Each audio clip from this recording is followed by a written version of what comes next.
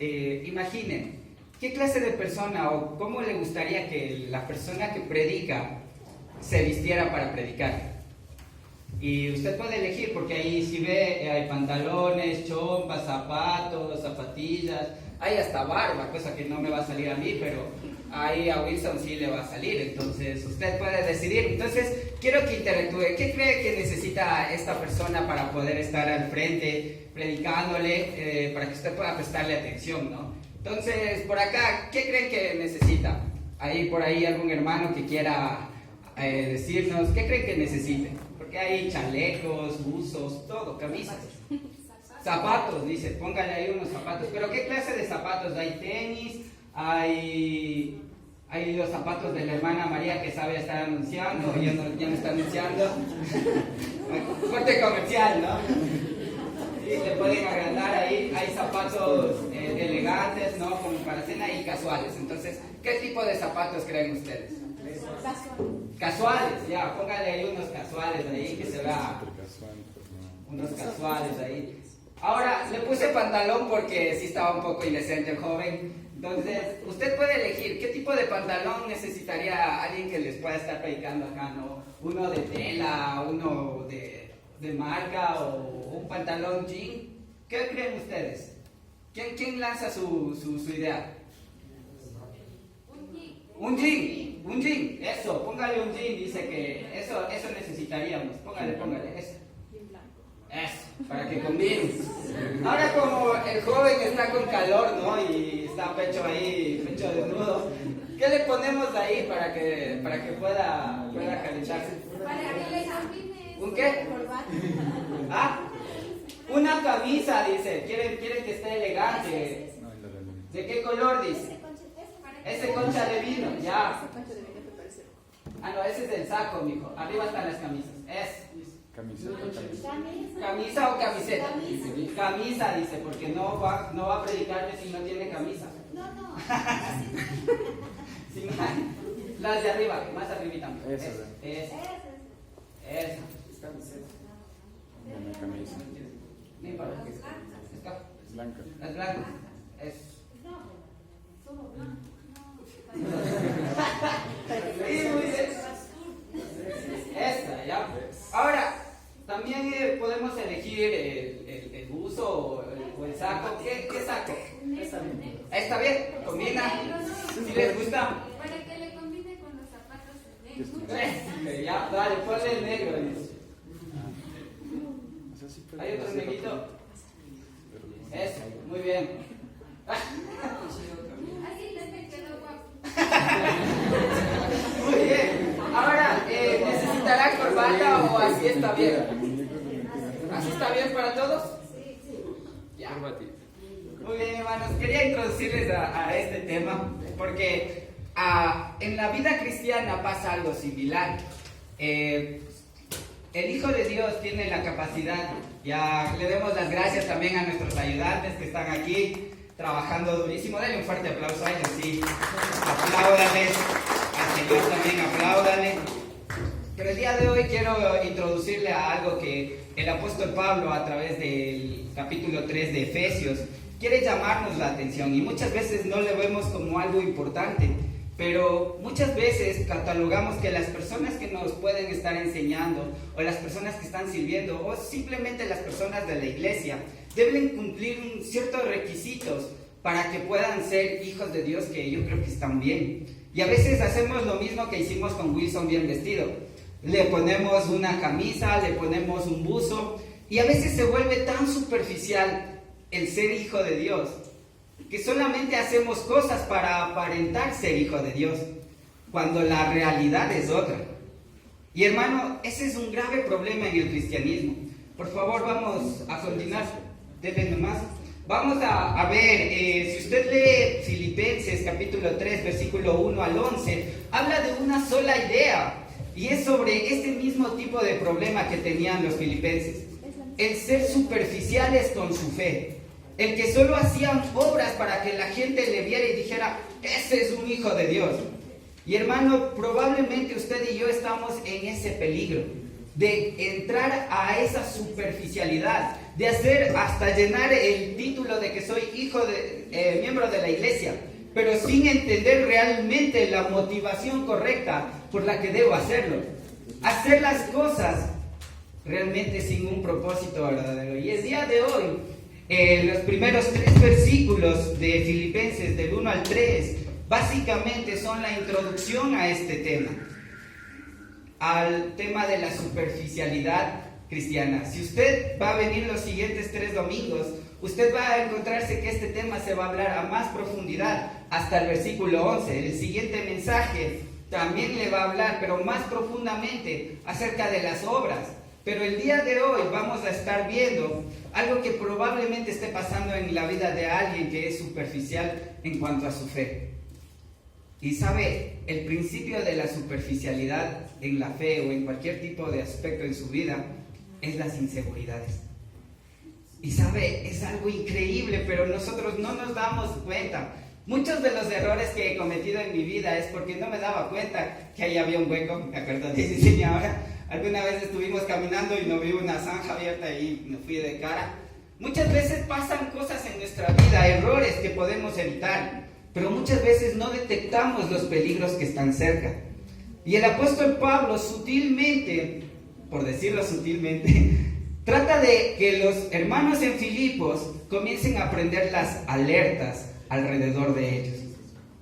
Sí, y comienza a decirles una serie de cosas que deben estar pendientes en cuanto a esto de la superficialidad cristiana o la superficialidad de la fe. El tema del día de hoy, hermanos, que vamos a estar viendo es activando mecanismos de seguridad. Filipenses capítulo 3, versículo 1 al 3, nos va a dar 3 mecanismos de seguridad que debemos activar en nuestras vidas para evitar llegar a tener una vida de fe superficial. Y vamos a ver, el primer mecanismo que debemos activar es el de interés por conocimiento bíblico. Abra su Biblia, dice el primer versículo, el capítulo 3, versículo 1, dice: por lo demás, hermanos, gozaos en el Señor. A mí no me es molesto el escribiros las mismas cosas, y para vosotros es seguro. Usted va a ver que en estos 3 versículos la línea por la que se maneja el apóstol Pablo es la seguridad. Es que tú puedas estar seguro. Y para eso tienes que aprender a activar un mecanismo de seguridad. ¿Les ha pasado que a veces se les daña la computadora solo porque dejaron un troyano que entre a su computadora? Eso es lo que sucede realmente. Pero, ¿sabe? Este interés no se abre normalmente en todas las personas, en los hijos de Dios. Aquí con el apóstol Pablo podemos ver que es necesario trabajar en nuestro corazón. ¿Sabe? Un corazón endurecido probablemente no va a poder volver a preguntar. El orgullo a veces evita que podamos preguntar, pero el apóstol Pablo dice: a mí no me es molesto volverles a escribir lo mismo. Hermano, ¿qué hace cuando usted recibe la información de parte de Dios? ¿Vuelve a preguntar? ¿Vuelve a investigar? ¿O con lo que le dijeron está bien? ¿Sabe? Es la diferencia realmente entre una persona madura y un niño. Un niño usted le dice: ándate allá, y se va. Pero un adulto sí va a preguntar. Si yo le pregunto: hermano Duval, váyase a la esquina en el taxi. ¿Cómo así? ¿Por qué? Sí me ha dicho así a veces. Hermano, por favor, páseme viendo, no tengo para los pasajes. ¿Cómo así? Entonces, hermano, eso es lo que pasa con una fe superficial. ¿Sí? El problema es que muchas de las veces lo que nos dicen en la iglesia, probablemente lo que les decimos el domingo, hermano, tal vez usted lo toma directo y dice: sí, lo voy a hacer así, pero no investigamos más allá. Y hermanos, ese es un peligro, hermano, porque muchas de las veces sí tratamos de predicarles lo mejor posible, nos preparamos días, noches para darle el mejor mensaje, pero muchas de las veces también luchamos con nuestra carne, también luchamos con las cosas que pasan en el mundo. Y hermano, probablemente no siempre va a tener una información fidedigna, hermano, necesita aprender usted también.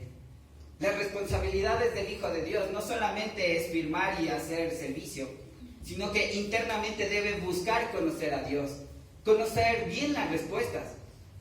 El conocimiento no está peleado con la fe. Y eso es lo que les decía el día jueves. No sé si estuvieron conectados mientras estábamos predicando eso. Muchas de las veces pensamos que la fe está peleada con la ciencia, con el conocimiento.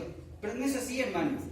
Muchos de los científicos famosos que están en nuestra era conocen de Dios. Albert Einstein dijo: sin fe me es imposible concebir ciencia, porque un creador lógico y pensante que está detallado en la Biblia es el que me guía a mis avances. Hermano, es necesario que nuestro corazón deje de estar endurecido. ¿Por qué le digo esto?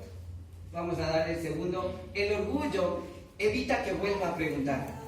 Pablo dice: para mí no es molesto volverles a decir. Pero la pregunta es: ¿para quiénes es molesto volver a preguntar? Sí, el problema no está en que Pablo pueda volverles a decir lo mismo. El problema radica en que muchas veces no volvemos a preguntar. Y yo soy de esas personas, hermano. Si usted sabe, muchas de las veces me dicen una cosa y termino haciendo otra cosa porque no volví a preguntar. Y si usted es de ese tipo de personas, hermano, hoy día quiero decirle que no está mal. Hay que ponernos pilas nada más en este sentido. Volver a preguntar no está mal. ¿Sabe por qué le digo esto? Porque hay dos razones por las que un hijo de Dios no vuelve a preguntarle a Dios las cosas. Una de ellas es porque el orgullo no me permite preguntar, ¿no? ¿Cómo le voy a preguntar si recién está aprendiendo de Dios? Si recién está ahí asistiendo a la iglesia, ¿cómo le voy a volver a preguntar? Si ese pana ni siquiera está casado, ¿cómo le voy a preguntar? Y esas cosas en nuestra mente endurecen nuestro corazón y nos impide volver a preguntar. Otra razón es el egocentrismo intelectual. Yo ya lo sé todo. ¿Alguna vez he escuchado eso? Yo ya no necesito que alguien me venga a decir cómo vivir. Sí, pero para Pablo dice: para mí no es molesto volverles a preguntar. ¿Sabe? ¿Quiere un ejemplo de egocentrismo intelectual? Tal vez ustedes no lo han visto de esa manera, pero hay un hombre en la Biblia llamado Job, que tenía un conocimiento tremendo de la palabra de Dios. Sabía bastante de Biblia, hacía los sacrificios, hacía todas las cosas de manera superficial. El problema es que no era algo que estaba en su corazón. Si usted lee en los capítulo 42, del versículo 1 al 6, es una revelación que Job tiene y dice: realmente te conozco ahora sí te pude ver, porque antes solo te conocía por los libros, por lo que me contaron, pero ya no es así, ahora sí es real en mi vida. ¿Sabe? Al punto de que, si usted lee los capítulos anteriores, Dios mismo se encarga de darle una paliza teológica a Job. Le dice: tú estuviste en la creación, hijo, ¿por qué me reclamas algo si yo soy el creador? Le dice de tal manera que su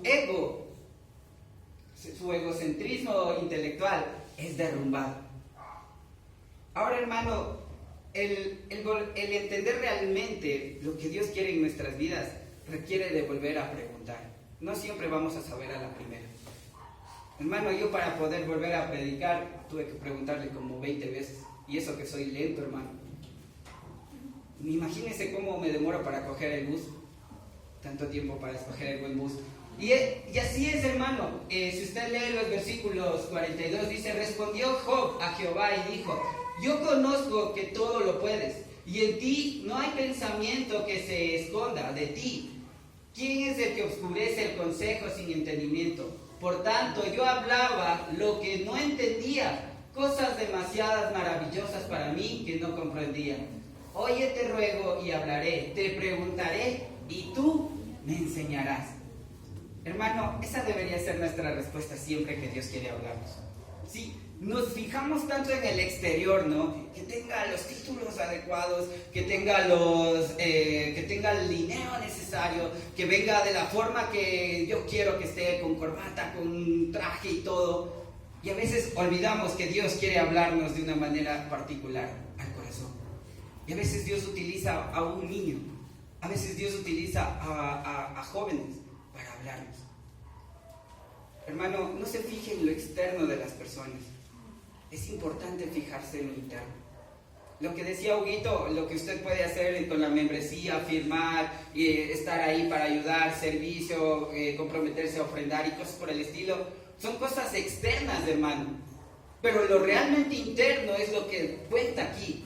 ¿Sí? Usted tiene que trabajar en su vida, en su corazón, en su entendimiento de la palabra de Dios. Por más que Huguito venga con la mejor presentación aquí y les diga, así es, no va a funcionar si usted no pone de parte, hermano. Si la intención en su corazón no es el entender las cosas de la palabra de Dios, únicamente está viniendo un domingo más y no está activando la alerta que podría ayudarle a dejar de tener una fe superficial. Hermano, hoy es esa oportunidad. Active esa alerta en su vida, ese mecanismo de seguridad. Necesito aprender más de Dios. Porque podemos llegar al punto de pelearnos con Dios como Job. Decirle, Dios, pero ¿por qué a mí? Y Dios tiene que darte una lección. Las lecciones de Dios sí que duelen, hermano. Por experiencia, eso sí, por experiencia, hermano. El versículo 6 dice, por tanto me aborrezco y me arrepiento en polvo y ceniza. Hasta ese punto tuvo que llegar Job para entender su verdad. Hermano, no espere a llegar a ese punto de arrepentimiento amargo.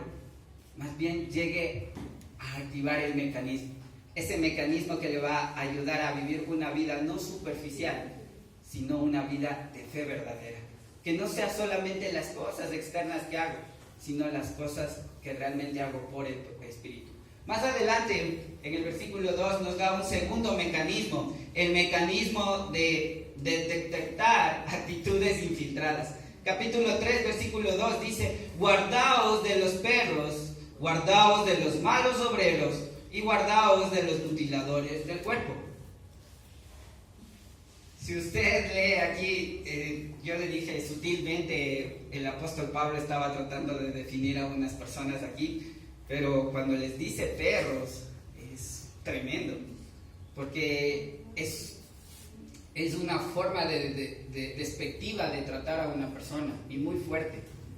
Que le digan perro a una persona que está enseñando la palabra de Dios, tiene que ver con que está atado a una enseñanza fidedigna de tal o cual persona. Y Pablo les está haciendo recordar que están atados a esas tradiciones, a esa forma de enseñar, y no han sido liberados por el Espíritu Santo. Pero la palabra perro, si usted quiere tener una idea más larga o más completa, le invito a abrir su Biblia en Mateo 7:15. Alguien que me ayude leyendo ese versículo. Mateo 7:15. Y en el mismo contexto de guardarse y cuidarse de ese tipo de personas, le dice, cuídense de los perros. Pero en Mateo 7:15 dice, cuídense de los falsos profetas. ¿Alguien tiene? Sí. ¿Sí? ¿Quién quiere ayudarme leyendo? Dice la palabra de Dios. Eso, Manuel. Guardaos de los falsos profetas que vienen a vosotros con vestidos de ovejas, pero por dentro son lobos rapaces. Lobos rapaces o feroces. Si usted lee el contexto, el Señor Jesucristo estaba hablando de protegerse de algunas personas, porque muchas veces no detectamos el problema.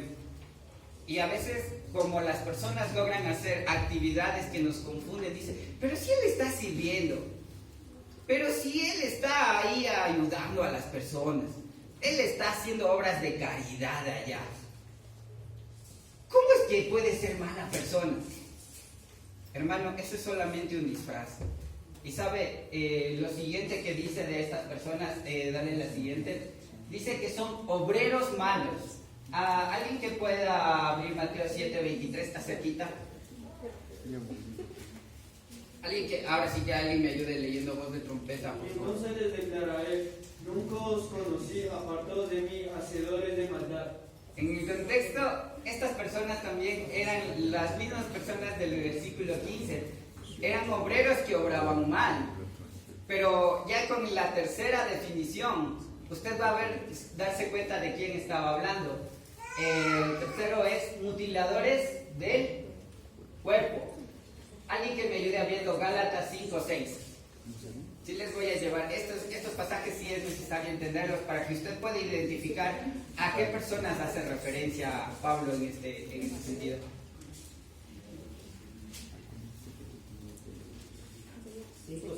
¿Sí? Porque en Cristo Jesús ni la circuncisión vale algo, ni la incircuncisión, sino que la fe que obra por el amor. Ya. Los mutiladores del cuerpo eran personas que pensaban que era necesario volver a hacer las viejas prácticas de la ley. Aunque no está tan alejado de lo que debían hacer, comenzaron a ponerlo como regla general. Si tú no te circuncidas, no vas a ser un hijo de Dios. Negaban la salvación por una acción externa, que era un pacto que tenía Abraham con el Señor, con Dios. Y en este punto, Pablo dice en Gálatas 5:6, en Cristo Jesús de nada vale que te circuncides o no te circuncides. ¿Sí? No tiene ningún efecto, lo que realmente importa es tu fe. Pero hermano, muchas de las veces dejamos pasar en nuestra vida, por no conocer o por no tener esa precaución, cosas que pueden dañar nuestra vida. Un ejemplo es que en los perros son personas que se disfrazan, que tratan de decir, yo soy buena persona, que aparentemente están haciendo bien las cosas. Pero hermano, el problema es que nos quedamos con lo externo. Qué bonito que ese hermano esté ahí predicando y ayudando y enseñando. Hermano, es necesario hablar con esas personas. Es necesario ir al fondo de esas personas. No se deje engañar solo por el bonito aspecto. Bueno, yo no estoy bonito, pero igual. No se deje engañar por esto, por lo externo, hermano. Como le decía, usted, esto de vestirse o de ponerse una ropa tal y cual, no va a hacer el efecto o el cambio en su vida. ¿Sabe qué es lo que hace realmente el cambio? Lo que hay dentro del corazón. Porque si usted se da cuenta, puede parecer una linda oveja, pero por dentro puede ser un lobo feroz. Un lobo feroz que quiere destruir. Lo segundo, en cuanto a los obreros malos, es que buscan hacer el mal. Y hermano, conozco muchas personas que tienen ahí el estatus de malos, ¿no? Se visten feo, ¿no? Y tienen ropa negra y todo. Creo que soy yo mismo. y tienen esa apariencia de que son malos, ¿no? Pero en verdad son muy lindas personas. Hermano, lo que quiero decirle es que usted está juzgando a veces un libro por su portada. ¿Sí? Y a veces nos metemos a juzgar a las personas por lo que hacen, las acciones. Y a veces definimos a las personas por sus acciones. Es que él escucha música rock, no es un hijo de Dios. Es que él está todavía haciendo eso. Y por las acciones nos dejamos llevar. Pero hermano, ¿quién puede ver dentro del corazón y decir, este es mi hijo? Solamente Dios. Decir, él es mi hijo. Claro que está luchando ahí con jugar Free Fire, está ahí luchando, está caminando con los demás hasta lograr dejarlo. Pero hermano, quien conoce el corazón, quien sabe realmente qué hay en el corazón es Dios. Pero nosotros debemos detectar, hermano, no mirar las acciones, sino más bien mirar el corazón, tratar de ver más allá. Hay motivos por los que las personas juegan lo que juegan. Hay motivos por los que las personas se visten como se visten. Hay razones por las que las personas hacen lo que hacen. Y ponerme a juzgar por las acciones a la persona, estamos cayendo en un error, hermano. Lo siguiente, no actúan mediante el amor. ¿Sí? El problema de casi todos las iglesias que he visto que trabajan con este metodismo del legalismo es que el servicio que pueden estar haciendo personas por amor lo transforman en una superficialidad, porque tienes que cumplir, tienes que vestirte de tal manera, tienes que estar en tal lugar a tal hora, y se vuelve algo superficial, hermano. Realmente no les importa el corazón, les importa que cumplan un cierto estándar de cosas en su vida y no dejan que el amor actúe. Hermano, cuando usted le ve sirviendo a Luguito, le ve sirviendo a Willy, que me pareció hoy día como un club de jóvenes, qué lindo volver a sentir eso, y ver eso, hermano, y ver que esas personas están trabajando, y a veces no les damos la oportunidad porque pensamos que no cumple el estándar moral. ¿Cuántas personas están sentadas porque no cumplen el estándar que las personas quieren? Sentadas y ahí, apacentando ahí, hasta que alguien pueda ver el potencial y otra vez les dé la oportunidad. Hermano, quiero decirle que Dios quiere ver realmente cuánto ama a Dios. Y eso es independientemente a un título, a algo como me reconozcan en la iglesia o como me reconozcan en mi trabajo. Hermano, Dios quiere que usted pueda disfrutar del servicio, que pueda enamorarse de servir a Dios. Y ahí no va a necesitar que me digan el apóstol Jesús. No va a necesitar eso. El apóstol, perdón. El servidor Jesús. Hashtag servidor. Entonces, hermano, quiero decirle que el mecanismo de actitudes infiltradas tiene que ver no con juzgar a las personas, sino verme a mí mismo. ¿Qué actitudes están infiltradas en mí? ¿Me estoy disfrazando? ¿Me estoy mostrando como una persona que no soy? La segunda es, ¿estoy haciendo el bien o estoy haciendo el mal? ¿Se ha preguntado alguna vez eso? ¿Estoy sirviéndole por bien, o sea, por hacer el bien, o simplemente por dañar a las personas? Y lo tercero, hermano, una actitud que regresa a leer, es que no actúa mediante el amor, sino que cataloga a las personas por el título moral o por el título social que tienen. Y deja de ver el amor.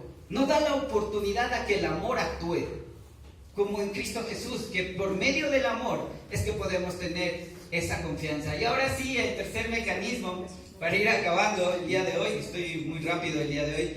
Nosotros somos la circuncisión. Volviendo a Filipenses capítulo 3, versículo 3, dice: porque nosotros somos la circuncisión, los que en espíritu servimos a Dios y nos gloriamos en Cristo Jesús, no teniendo confianza en la carne. El tercer mecanismo es: identifique de dónde viene su confianza. Porque muchas veces el mecanismo está desactivado, ¿no? Y a veces pensamos que viene de la confianza del Espíritu Santo. Y decimos, el Espíritu Santo es el que me avala, el que me da el poder, y chévere, pensamos, hermano. Pero muchas veces no evaluamos si realmente el Espíritu Santo es el que está de mi lado. Si el Espíritu Santo está de mi lado, hermano, yo voy a poder hacer las cosas y voy a hacerlas. Pero muchas veces dejamos que la carne sea la que me diga, es que yo quiero, es que yo amo y me emociono y estoy ahí.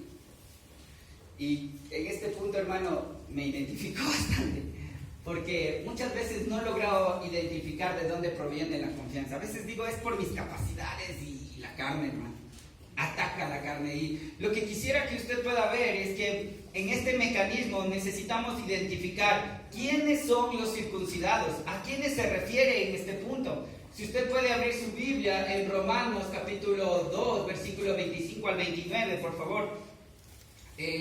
Alguien más que me ayude abriendo su Biblia para verificar quiénes son los adoradores, los verdaderos adoradores. Mateo 4, 20 al 26.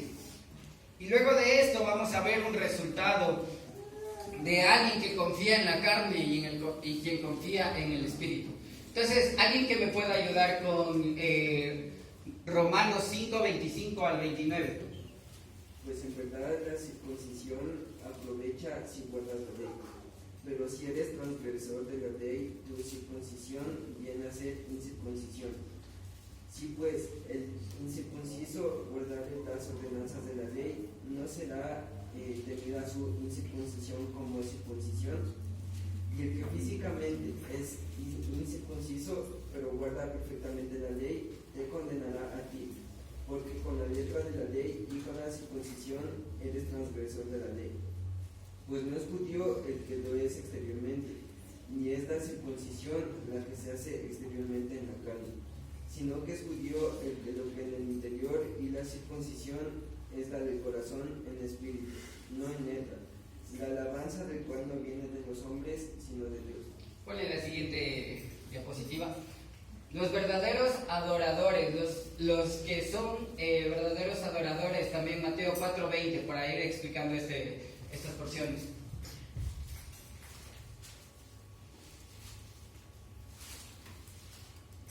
Alguien que tenga Mateo 4:20 al 26. Ellos entonces, dejando al instante las redes, le siguieron. Pasando de allí, vio a otros dos hermanos, Jacobo, hijo de Zebedeo,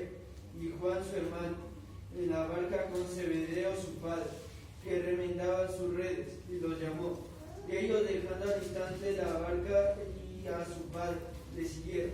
Y recorrió Jesús toda Galilea, enseñando en las sinagogas de ellos, y predicando el evangelio del reino, y sanando toda enfermedad y toda dolencia en el pueblo.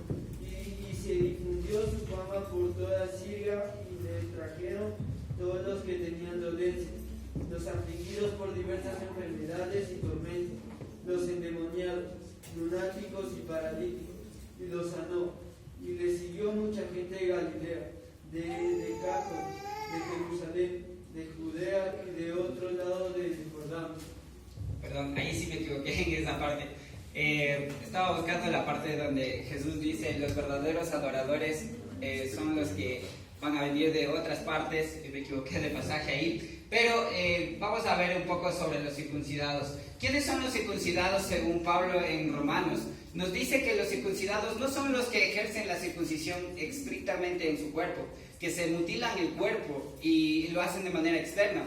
¿Quiénes son los verdaderos judíos? Son los que han creído internamente en la obra de Cristo Jesús. Y esos son los verdaderos judíos porque ejercen fe. Recuerde que el judío es una persona que está realmente convencida de su fe. Y Pablo dice: ustedes creen ser judíos, los verdaderos judíos son los que obran por medio de la fe y no por medio de su carne, no por las obras que yo pueda hacer, hermano. Yo puedo plantar un instituto con un montón de cosas benéficas para las personas, pero eso no evita que pueda estar mal internamente en mi corazón. Puedo estar predicando aquí mismo, hermano, pero tal vez eso no evita que esté mal en mi corazón. Lo que realmente es importante, hermano, es el corazón, porque de él provienen todas las cosas. Es mi fe, es realmente estar convencido de que Cristo es mi Salvador. Vamos a darle la siguiente, por favor. Como el resultado de una persona que realmente ha ejercido fe en su vida, el resultado es que puede adorar. Y lo que hacía hoy día Willy, ¿no? Y parece usted, y parece el otro, tratando de animarles, hermano.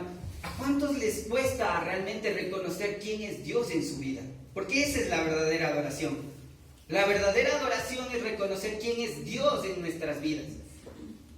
¿Se ha dado cuenta que muchas de las canciones hablan de experiencias de hombres con Dios?